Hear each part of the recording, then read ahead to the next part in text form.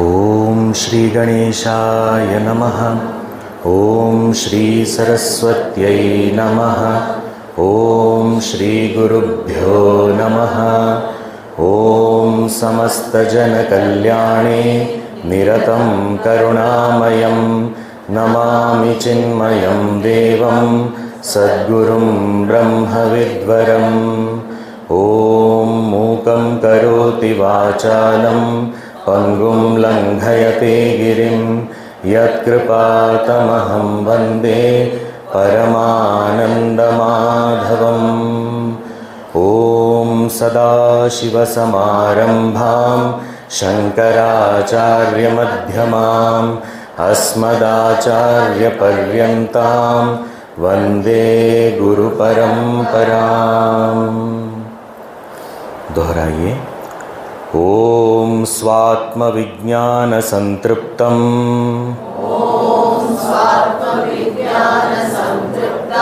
भक्तिगंगेशमानसं श्रीगुरुं परमं वन्दे भक्त्या स्वामी तपोवनम्।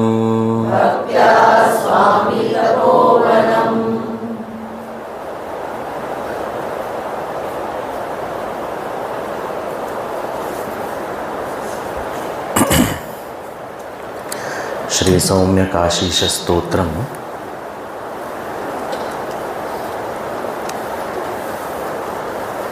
हमारे परम गुरु पूज्य स्वामी तपोवन जी महाराज द्वारा ज्ञान और भक्ति की एक विलक्षण रचना है। एक और सगुण साकार रूप में श्री विश्वनाथ विश्वेश्वर पूरे विश्व के स्वामी भगवान श्री सदाशिव की स्तुति है, पर उनको इस अद्वैत रूप में उनके निर्गुण तत्व को समझ के उनकी ऐसी स्तुति की जा रही है। सामान्य रूप से हम अनेक प्रकार की स्तुतियाँ जो देखते हैं करते हैं, उसमें सगुण साकार रूप से ही ईश्वर की स्तुति की जाती है प्रायः। और कहीं कहीं जब निर्गुण की बात होती है तो वहाँ सगुण की बात नहीं होती। पर ये एक विलक्षण ऐसी स्तुति है जहाँ मानो एक सुंदर संगम है और पूर्ण रूप से ईश्वर के सगुण निर्गुण स्वरूप दोनों को साथ में लेकर उस परमात्मा की स्तुति हो रही है। बहुत सुंदर एक बात है कि ये जो दो शब्द हैं सगुण और निर्गुण, हाँ, ये दोनों ही एक दूसरे के अर्थ बताते हैं या एक दूसरे की पुष्टि करते हैं। Very interesting. जब हम कहते हैं परमात्मा सगुण है, हाँ, सगुण यानी क्या? गुण सहित है। तो ऐसा क्यों कहना पड़ता है कि परमात्मा सगुण गुण सहित है? हाँ, गुण सहित यानी उसमें कोई गुण नहीं है, इसीलिए कहना पड़ता है गुण सहित है। हाँ, वो गुणों से मुक्त है। तो यानी सगुण ने क्या पुष्टि की कि वो निर्गुण है। और जब परमात्मा को कहते हैं कि ये निर्गुण है, हाँ, तो निर्गुण क्यों कहा जाता है? क्योंकि गुण सहित दिखते हैं, इसीलिए कहना पड़ता है। नहीं तो नहीं दिखे तो क्यों कहने की जरूरत है? हाँ, यदि हमको कहा जाए कि हम मनुष्यत्व सहित हैं, इसका अर्थ क्या हुआ? वैसे नहीं होता है। हाँ, पर यहाँ सभ्य मनुष्यों की तरह आप वर्तन कीजिए, ऐसा कहा जाए, इसका अर्थ क्या हुआ? कि नहीं करते वैसे, पर आप भी करो। हाँ, और यदि कहा कि हम में कोई पशुत्व नहीं है, तो ऐसा कहने से किसकी पुष्टि कर रहे हैं? कि पशुत्व नहीं है क्यों कहना पड़ रहा है?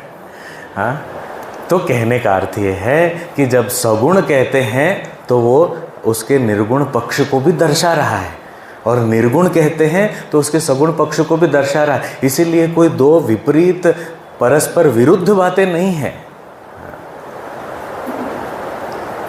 तो प्रायः हमारा मन एक ही चीज को स्वीकार करता है, या तो बिल्कुल निर्गुण, तो हम किसी मूर्ति पूजा में नहीं मानते, मंदिर में नहीं जाते, कोई रीति रिवाज में नहीं मानते, विधि निषेध में नहीं मानते, और दूसरी ओर केवल सगुण सगुण सगुण पूजा पाठ वगैरह, और कोई ज्ञान आदि दर्शन का कोई स्थान नहीं है जीवन।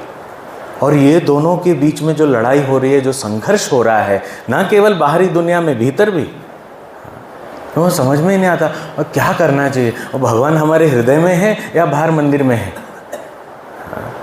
और यह अनादिकाल से चलता आ रहा प्रश्न है। यदि भगवान को किसी एक रूप में, किसी एक पहलू में सीमित कर दिया, तो भगवान ही कहाँ रहे? भगवान तो असीम है, अनंत है, तो कैसे हो सकता है कि एक ही है? नहीं, भगवान यानी केवल निर्गुण, ऐसा कैसे कह सकते हैं? क्यों सगुण नहीं हो सकते? हाँ, या सगुण साकार को ही भगवान कहते हैं। हाँ, क्यों? उनका स्वरूप निर्गुण क्यों नहीं है? हाँ, तो ये जो हमारा मन है, जिसको एक ही चीज समझ में आती है, उसको पूर्ण रूप से पूर्ण दृष्टि प्रदान करते ऐसे ग्रंथ। और इसमें भी ये ज्ञान भक्ति का जो मिलन है, वो बहुत ही सुंदर इसका संगम हमें यहाँ पर दिखता है। तो हम इस श्री सौम्य काशीश स्तोत्रम के जो प्रथम स्तबक में तो उनके सगुण रूप, इस स्थान की महिमा, स्थान के थोड़ा सा भौगोलिक जो जानकारी है, ये सब चीज़ें तो हमें प्राप्त होती हैं। और अत्यंत भक्तिपूर्ण ये प्रथम स्तबक है, और जिसके अंदर अंतिम कुछ श्लोकों में उस परमात्मा के निर्गुण पहलू को भी बहुत सुंदर रूप से प्रस्तुत किया। इसके पश्चात अब ये द्वितीय स्तबक का प्रारंभ होता है। ये द्वितीय स्तबक जैसे पहले बताया गया था, उसमें पहले के 12 मंत्रों में ईशावास्य उपनिषद पर आधारित सारे मंत्र हैं, और उसी पर आधारित ये स्तुति है। और शेष 13 मंत्रों में केनोपनिषद पर आधारित ये स्तुति है। तो पूज्य गुरुदेव लिखते हैं कि यदि ज्ञान के बिना भक्ति हो, तो एक भावुकता से बढ़कर और कुछ नहीं है। It is only इमोशनलिज्म if there is devotion devoid of knowledge. और यदि भक्ति के बिना ज्ञान है, तो केवल पांडित्य है, इट ओनली स्कॉलरशिप, उसमें कोई रस नहीं होता। श्री रामचरितमानस में बहुत ही सुंदर ये बात बताई गई है इस ज्ञान भक्ति के बारे में। शुरुआत में ही कहा कि जैसे कोई पेड़ होता है, तो पेड़ में जो फल लगते हैं, वो फल ज्ञान का प्रतीक है। तो ज्ञान रूपी फल मिलता है, पर ज्ञान रूपी फल हो, उसका आनंद कब आता है? देखने से आनंद आता है, उस फल को छूने से आनंद आता है, सूंघने से आनंद आता है, पर जब उसके रस का पान हो, तब जो आनंद है वो अलग ही स्तर का है। ये जो रस पान है, वो जो फल का रस है, उसे ही भक्ति कहते हैं। तो कई बार ज्ञान, वो बुद्धि तो समझ जाती है ज्ञान की बातें, और लोगों को भी बताते रहते हैं, पर अंदर कुछ भक्ति का रस उतरा ही नहीं। तो पूज्य गुरुजी ऐसे व्यक्ति को कहते हैं फ्रूट सेलर, फल बेचने वाला। वो फल लेके बैठा हुआ है, लोगों को सबको फल दे रहा है, ज्ञान दे रहा है, पर एक भी फल चखा नहीं, उसका रसपान नहीं किया, कोई भक्ति आई नहीं जीवन में। तो ऐसे फल का क्या मतलब? तो यहाँ फल और उसका रस दोनों मिल रहा है एक साथ इस सौम्य काशीश स्तोत्र में। तो हम प्रवेश करते हैं ग्रंथ में। प्रथम श्लोक द्वितीय स्तबक का। येन वास्यमिदं सर्वं सर्वसन्न्यसनेन यः लभ्यते लुब्धशीलेन तस्मै श्री शंभवे नमः।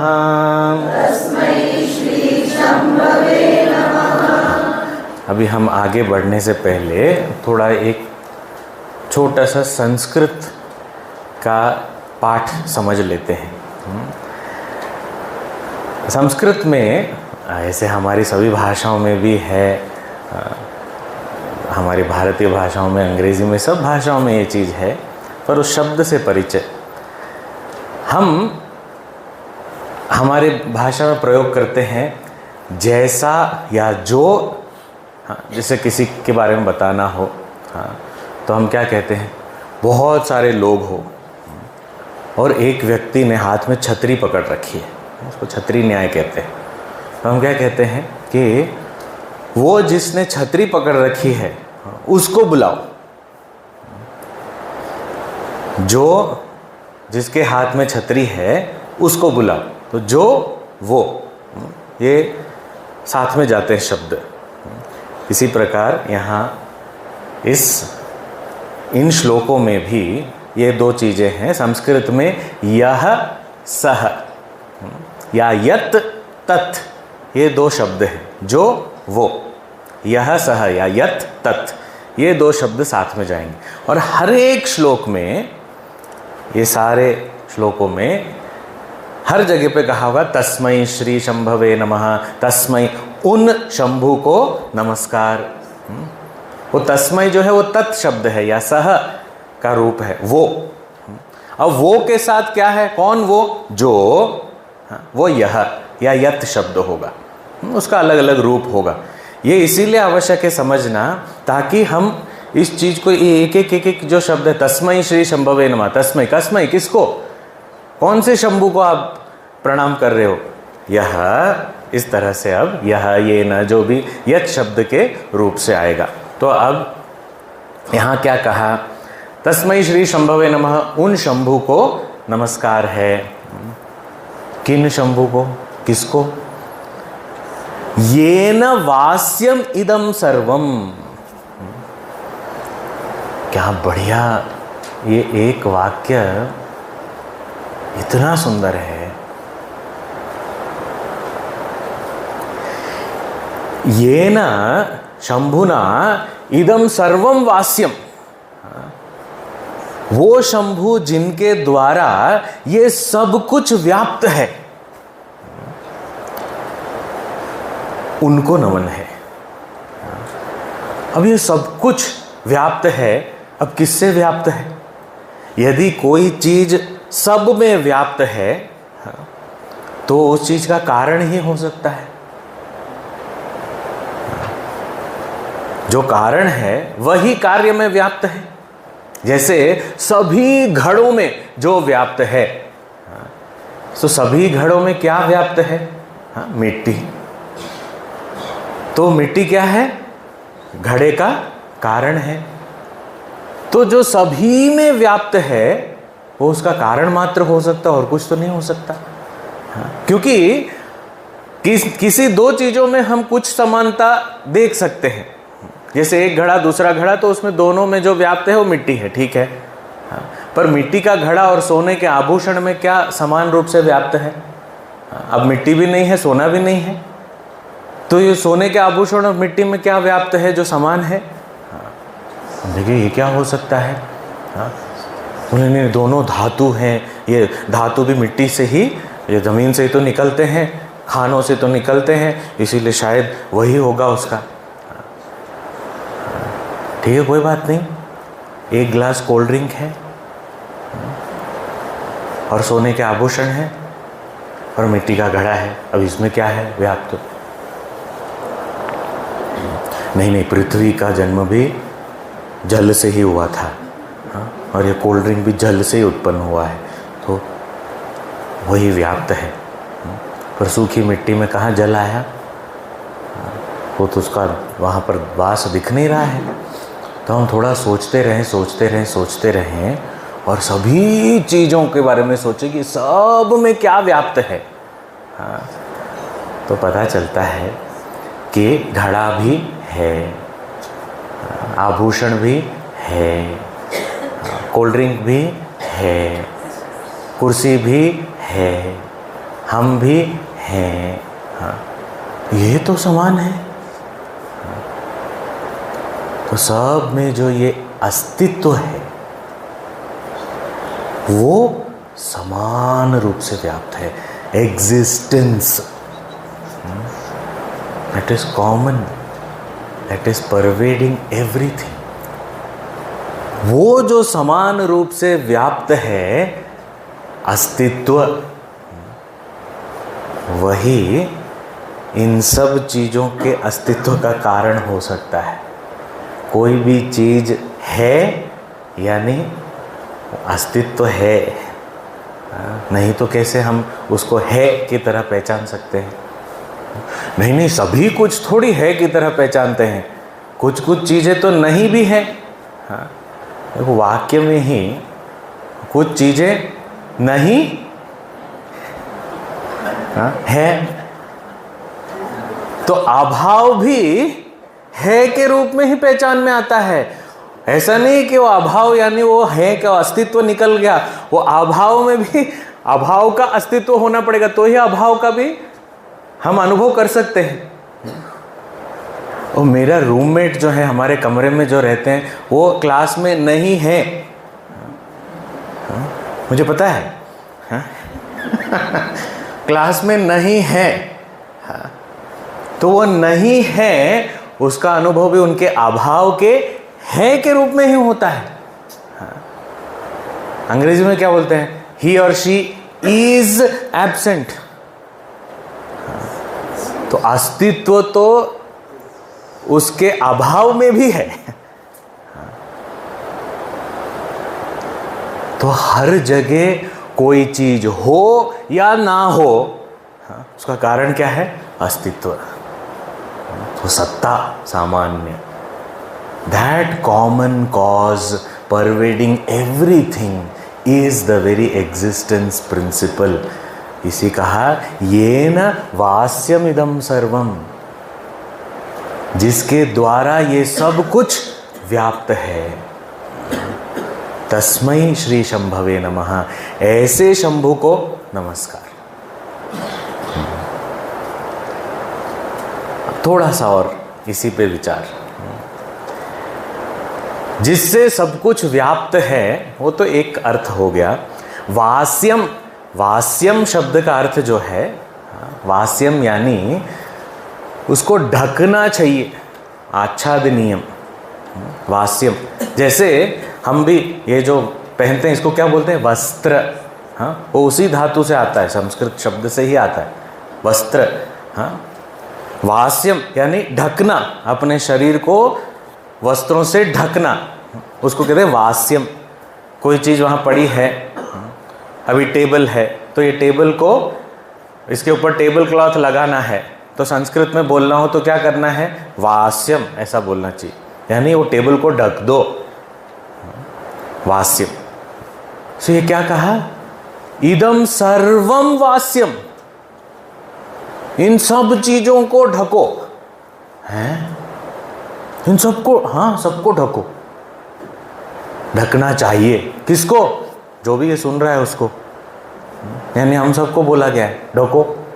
हाँ, कैसे ढकना है, किससे ढकना है, हाँ, जिससे, कौन से, कौन है, शंभु, हाँ, उनसे ढको। कैसे ढक सकते हैं, और ये भी ऐसा नहीं कि ये छोटे टेबल को ढको, तो वो तो फिर भी संभव है, वो भी शंभू से कैसे ढकते हैं वो तो हमको नहीं आता, कपड़े से ढक सकते हैं। और कहते हैं नहीं कपड़े में भी है वो शंभू, तो ढक सकते हैं उसको, ठीक है, पर इदम सर्वम, सब कुछ ढको उससे, कैसे, इसका अर्थ क्या हुआ, सबको वास्यम, सब इदम सर्वम वास्यम का अर्थ ये है कि सभी को उस दृष्टि से देखो तो ढक जाएगा अपने आप। जैसे सारे सोने के आभूषण जो हैं, हम कोई आभूषण लेके गए एक सुनार के पास या एक जवेरी के पास, कहा ये है, अब इसका मूल्य बताओ, इसके कितने पैसे मिलेंगे बताओ जरा। तो उसने देखा, सीधा वज़न किया और कहा आपको इतना मिलेगा, आज का भाव ये है और इतने वज़न है उसका। हम कहते ये क्या है आप,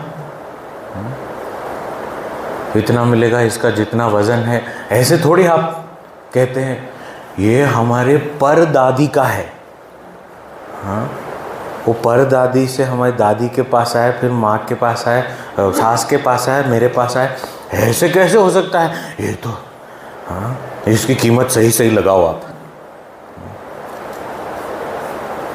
फिर कोई दूसरा व्यक्ति आया, तो मैंने तो एक चेन दी थी, नेकलेस दिया था, वो दूसरा आया, वो अंगूठी दी उसने, वो अंगूठी भी उतने ही वज़न की निकली।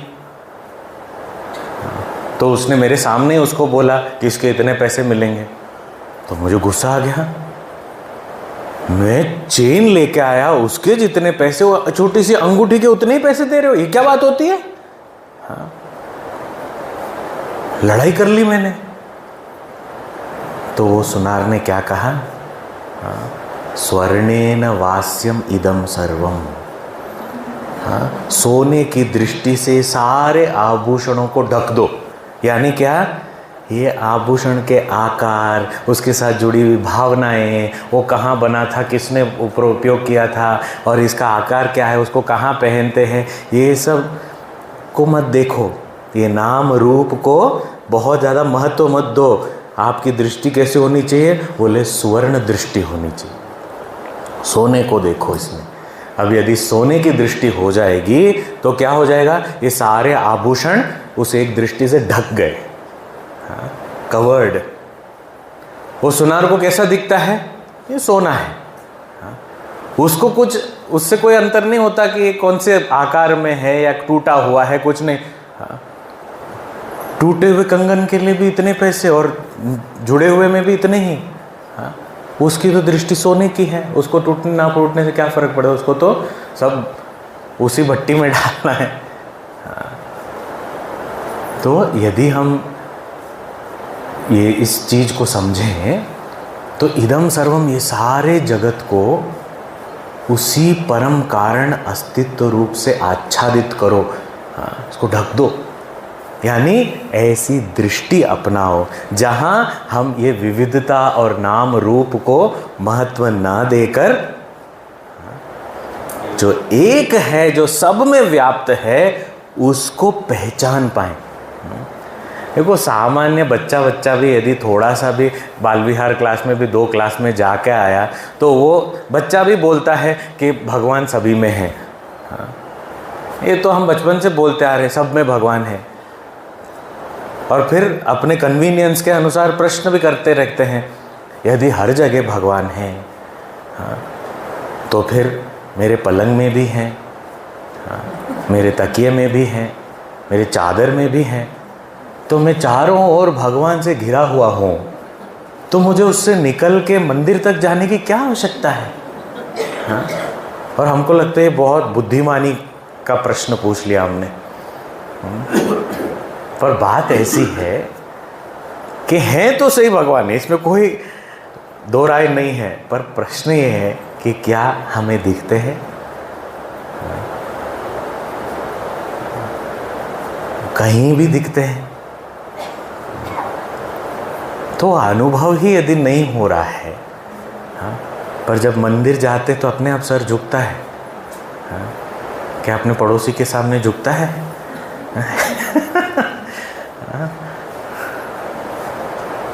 तब तो वही याद आता है, उसने मेरे यहाँ कचरा डाल दिया था, अभी मेरा बदला बाकी है।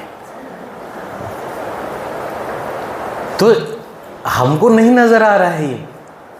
तो वास्यम का अर्थ है कि अपनी ये दृष्टि, उसको पहचानना, वो करना पड़ेगा। जिस चीज़ को हम आज महत्व दे रहे हैं उसने हमारी दुनिया को बांट रखा है। पर जो सही चीज़ है उसको जब हम एक बार पहचानना शुरू कर ले तो वो पूरी दुनिया को हमारे लिए एक बना सकती है। हम विश्व शांति की बातें करते रहते हैं, जब तक ये ज्ञान नहीं होगा क्या शांति होगी? क्योंकि हम तो टुकड़े टुकड़े में पड़े हुए, बटे हुए, अपने आप को भी बटा हुआ है। अभी यहाँ हम आध्यात्म के लिए आए हैं 6 दिन, उसके बाद 1 साल के लिए हो गया नो मोर स्पिरिचुअल एक्टिविटीज़, हो गया, हमारा डोज हो गया। अभी अगले साल आपका कैंप कब होने वाला है, तब हम आना चाहते हैं। तो बीच में हो गया ना, हो गया, अब अगले साल आएंगे। बांट दिया हमने। कई बार हम कहते हैं आप आइए ना, आश्रम में आइए, क्यों नहीं आते हैं? मेरा टाइम ही नहीं मिलता है, देखो मुझे इसके लिए टाइम निकालना पड़ता है, उसके लिए टाइम निकालना पड़ता है, इसके लिए टाइम निकालना पड़ता है, इतनी सारी चीज़ें हैं तो बहुत टाइम, ये इसके लिए टाइम नहीं निकल रहा है। मतलब आध्यात्म भी एक प्रवृत्ति के रूप में सीमित हो गई। हाँ, तो मुझे वहाँ जाना है, ऐसा ऐसा करना है, क्लास अटेंड करना है, वापस आना है, काम है, मुझे बहुत काम है। तो एक बटा हुआ जीवन है हमारा। तो यहाँ क्या कहा जा रहा है? ये न सर्वमिदम वास्यम, ये न वास्यम इदम सर्वम, ये सब कुछ जिससे व्याप्त है उसी को हमें पहचानना है। वही शंभु है। वो नहीं है जिसको इतना दूर हम चल के जाए और वहां पर बिना देख के लौट के आए। वो नहीं है। वहां सीमित होते तो उनको विश्वनाथ क्यों कहते? वो वहां सीमित नहीं है। हाँ, वहां एक विशेष ऊर्जा अवश्य है जहां जाके हमें अपने आप से स्वाभाविक सहज रूप से अनायास ही मन लगता है। हाँ, वो उसमें कोई दो राय नहीं है, बिल्कुल होता है ऐसा। पर वो वहां सीमित नहीं है। वो इस क्षेत्र में, पवित्र क्षेत्र में भी सीमित नहीं है, हर जगह है। एक जगह जब भगवान शंकराचार्य जी के जीवन में एक प्रसंग है, काशी में वो स्नान करके निकले और सामने एक चांडाल को देखा, बिल्कुल गंदगी से भरा हुआ आया सामने। असल में भगवान शिव जी थे और शंकराचार्य जी को ज्ञान देने आए थे। तो वो जैसे ही निकले तो तुरंत वो जब शरीर शुद्ध होता है, वो स्नान वान करके निकलते हैं तो एक शरीर का भान आ जाता है कुछ क्षणों के लिए। तो और जब साफ होके निकले और कोई गंदा व्यक्ति सामने खड़ा हो तो एक तरह से हमको एक इंस्टिंक्टिव हो जाता है एक रिस्पॉन्स कि अरे थोड़ा हटो।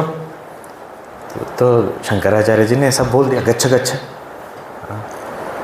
तो वहाँ शिव जी बहुत सुंदर, उन्होंने स्वयं ज्ञान दिया उधर। कहते हैं कि किसको हटा रहे हो तुम? शरीर से शरीर को हटा रहे हो या शुद्ध आत्मा को आत्मा से हटा रहे हो?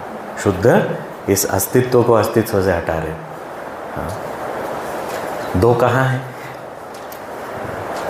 और कहते हैं वो जल जो बादलों से गिरता है, इतना शुद्ध जल, और जो है गटर में बह रहा है, दोनों में जल का कॉम्पोजिशन तो वही है, H2O ही है। उसको यदि पहचान लिया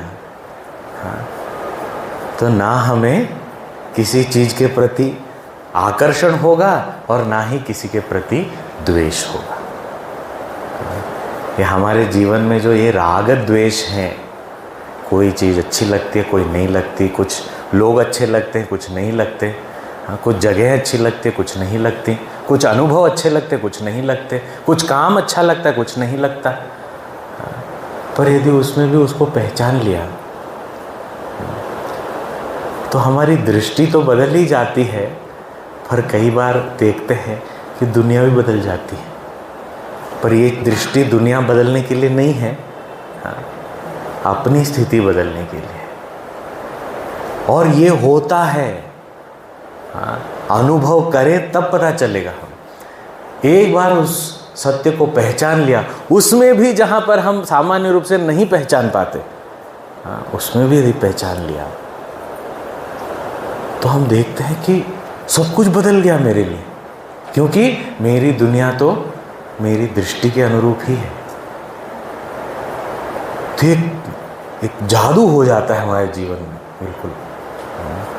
तो ये न वास्यम इदम सर्वम, जिससे ये सब कुछ व्याप्त है, हाँ, उसे ही वास्यम देखो, सब जगह पहचानो, हाँ, और उसकी दृष्टि बनाए रखो, नाम रूप को मत देखो। एक और दृष्टांत हम लेके इसको और स्पष्ट करते हैं, क्योंकि बहुत महत्वपूर्ण मंत्र है ये। पूज्य गुरुदेव ये कहानी बताते हैं, और उन कहानियों को पैरेबल्स नाम के किताब में भी कई सारी ऐसी कहानियाँ, उसमें से एक है। और यदि आप देखना चाहो तो यहाँ बाहर ही बुक स्टॉल है हमारा, खुलता है 9:30 बजे से, तो वहाँ आप ले भी सकते हैं कॉपी अगर हो तो। पैरेबल्स, उसमें एक कथा है, एक बहुत बड़ी जॉइंट फैमिली में कई सारे भाई हैं, तो उसमें से एक चाचा होते हैं, उनको सारे बच्चों की रिस्पॉन्सिबिलिटी दी गई थी। वो सब लोग अपने अपने रिस्पॉन्सिबिलिटी बांट लेते हैं, तो इनको दायित्व था बच्चों को संभालना। सारे बच्चे, वेकेशन का टाइम, और गांव में कुछ मेला भी लगा था, तो चाचा को लगा कि इनको अब बिज़ी रखना है, तो मेले में ले चलते हैं। ले गए, और बच्चे इतने खुश, इधर उधर घूम रहे हैं। अब मेले में गए हैं तो कुछ खाए बिना तो आ नहीं सकते, तो खाना भी पड़ेगा। पर फिर, और खाना क्या है, अब मिठाई तो होनी चाहिए। वो पुराने ज़माने की बात है, आजकल बहुत ज़्यादा ये कैलोरी कॉन्शियस वगैरह, वो यंग लोग ज़्यादा हो गए हैं, स्वीट नहीं खाएंगे। तो ये जो बच्चे थे बड़े खुश हो गए, अरे मिठाई मिठाई मिठाई। अब चाचा जी को मेले में उनको मालूम था कि एक स्पेशल हलवाई है, उनके पहचान का था वो। तो वो हलवाई जो था, उसकी विशेषता ये थी कि वो मिठाइयाँ तो बनाता था सभी लोगों की तरह, पर वो मिठाइयों को अलग अलग आकार में रखता था। वो अलग अलग जानवरों के आकार थे, कोई हिरन है, कोई शेर है, कोई हाथी है, कोई ऊँट है, कोई बिल्ली है, ऐसे अलग अलग आकार की मिठाइयाँ थी। तो बोले कि वहाँ इनको आप मेरे सब भतीजे को ले जाता हूँ, उनको बड़ा मज़ा आएगा। ठीक है, जाके चाचा जी ने कहा, ये देखो बच्चों, इतने सारे अलग अलग जानवर हैं, जो तुमको चाहिए ले लो। बच्चे भी खुश, मुझे ऊँट चाहिए, मुझे हाथी चाहिए, मुझे घोड़ा चाहिए, सब जो चाहिए सब दिलवा दिया। और चाचा भी खुश, चलो। और थोड़ा थोड़ा चाचा को मन में एक अभिमान भी आने लगा, देखा मेरे जैसे बच्चों को हैंडल करना किसी को नहीं आता। मेरे भाई भाभीयों को बच्चे पैदा तो कर दिए, पर हैंडल, पेरेंटिंग मुझसे क्लास ले लो, मुझे आता है। हाँ, ऐसे विचार में खोए ही थे कि अचानक उन्होंने देखा एक युद्ध शुरू हो चुका है वहाँ पर बच्चों के बीच में। क्या हुआ? तो ये बच्चा जिसके पास शेर था, बोले मेरा शेर तुम्हारे हिरन को खा जाने वाला है। वो हाथी वाला बोला मेरा हाथी तुम्हारे खरगोश को कुचल देगा। तो ये आपस में लड़ रहे हैं, और कुछ बच्चे रो रहे हैं, कुछ बच्चे अपने आप को बचा के भाग रहे हैं, कुछ बच्चे पीछे भाग रहे हैं। ऐसे लड़ाई होने लगी। तो अब चाचा जी बोले अभी तो खुश थे, अभी क्या हो गया? तो सबको इकट्ठा किया और उन्होंने एक क्लास ली। कौन सी क्लास? ईशावास्य उपनिषद कहो या सौम्यक आशीष स्तोत्रम कहो। सबको बिठाया और कहा मिठाई से वास्यम इदम सर्वम। बताया उसको, उन लोगों को। पर आपको क्या लगता है, ऐसे एक बार बताने से पता चल जाता है? मान लेते हैं उस बात को, जान लेते हैं उस बात, ऐसे थोड़ी होता है एक बार में। इसलिए तो और बहुत सारे श्लोक हैं आगे हमारे लिए। तो एक बार बताया, 2 बार बताया, मिठाई, हाँ मिठाई ना वास्यम इदम सर्वम, कुछ असर नहीं पड़ा। ये क्या मिठाई, अरे मेरा तो शेर है, मेरा जिराफ है, इतना ऊंचा हूँ मैं, सबको सब, I look down upon all of you. तो दूसरा सब अपने अपने उसमें लगे हुए हैं। इससे ये चाचा जी से तो संभला नहीं गया, उनको ये एक दृष्टि दे नहीं सके। तो चाचा जी ने कहा क्या करूं। देखो चाचा जी को कोई प्रॉब्लम नहीं था, हाँ? क्यों? क्योंकि उनको तो मालूम था, वो तो मिठाई की ओर देख रहे थे, हाँ? पर वो जो बच्चे थे वो आकार नाम रूप को जो महत्व देकर उसी में लगे हुए, इसी लड़ाई हो रही है। अब चाचा जी ने कहा कि अब मैं जो देख पा रहा हूँ ये इनको क्यों नहीं दिख रहा है, हाँ? तो कैसे दिखाया जाए? तो अपने गुरु के पास लेके आए, परम गुरु, हाँ? के पास लेके गए। कौन? वो हलवाई, हाँ? बोले चलो महाराज, मुझे लगा कि आपने जो ये विविधता बनाई है ये सारी, उससे लोगों का मनोरंजन होगा, हाँ? तो हलवाई ने बोला मैंने भी यही सोचा था, हाँ? पर मुझे क्या पता कि तो आपस में लड़ेंगे, हाँ? क्या करें? तो ले आप ही बचाओ, क्योंकि मैंने उनको समझाने का प्रयास किया, नहीं समझ रहे, अब आपके पास लेके आए गंगा किनारे, हाँ? तो आप ही समझाओ। तो बोले अच्छा ठीक है हम समझाते हैं। तो हलवाई ने कहा चलो बच्चों सारी मिठाई वापस करो। बोले कहाँ मिठाई? बोले ठीक है सारे जानवर वापस करो। सारे जानवर रख दिए गए उधर। और हलवाई ने क्या किया, वो सब को मिला के एक बड़ा सा गोला बना लिया, हाँ? सब बच्चे देख रहे, कहाँ गया मेरा शेर, कहाँ गया मेरा कुत्ता, कहाँ गया मेरा घोड़ा? गया, सब गोला बन गया। और फिर उस गोले में से थोड़ा थोड़ा थोड़ा निकाल के सबको दे दिया, हाँ? ले लो। तो अब सब लोगों ने देखा, अरे इसमें घोड़ा भी है, कुत्ता भी है, जिराफ भी है, हाँ? बिल्ली भी है, सब कुछ है, और उसमें से कुछ नहीं भी है। यानी वो उनकी दृष्टि अब क्या हो गई, अरे ये तो मिठाई है। और हम क्या सोच रहे थे, कुत्ता बिल्ली के पीछे पड़ गए थे, ये तो मिठाई है। अब जैसे वो दृष्टि हो गई, सब लोगों ने मिठाई अपने मुंह में डाली और शांति शांति शांति। शांति का मार्ग हम खोज रहे हैं, यही है। ये न वास्यमिदं सर्वम, वही तस्मै शंभवे नमः, उन्हीं शंभु को नमः।